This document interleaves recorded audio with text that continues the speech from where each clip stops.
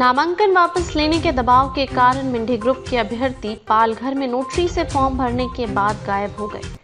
नामांकन वापस लेने के दबाव के कारण मिंडी ग्रुप के अभ्यर्थी पालघर में नोटरी से फॉर्म भरने के बाद गायब हो गए। पालघर जिला चूंकि वास्तव में वादे के बावजूद उन्हें टिकट नहीं मिला, इसलिए मिंडी समूह के जगदीश थोड़ी ने बोईसर से अपनी उम्मीदवारी दायर की और प्रकाश निकम ने विक्रमगढ़ से विद्रोह कर दिया।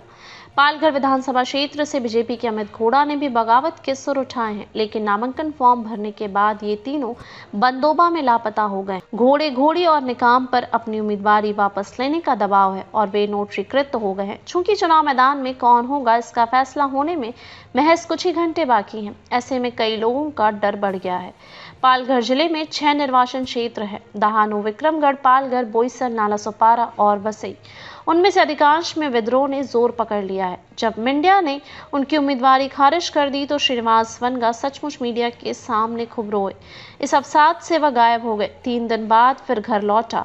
अब वनाग मिंडी ग्रुप के जगदीश खोड़ी और प्रकाश निकम के भी नोटरीकृत हो जाने के बाद आधिकारिक उम्मीदवारों की टेंशन बढ़ गई है। इस मौके पर पालघर में कई सवाल पूछे जा रहे हैं कि आखिर वे कहाँ गए थे, किसके आदेश पर गए थे।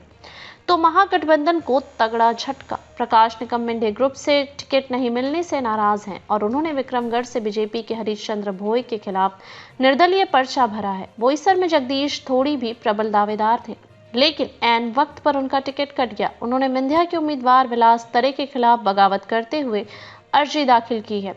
अब जब नामांकन वापस लेने के लिए बहुत कम समय बचा है तो यह पूछा जा रहा है कि पार्टी का वर्चस्व इन 3 गुटों को कैसा ठंडा करेगा। वे अगर आवेदन वापस नहीं लिया गया तो इसका असर महायुति पर पड़ेगा।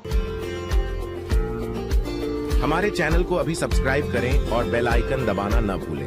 धन्यवाद।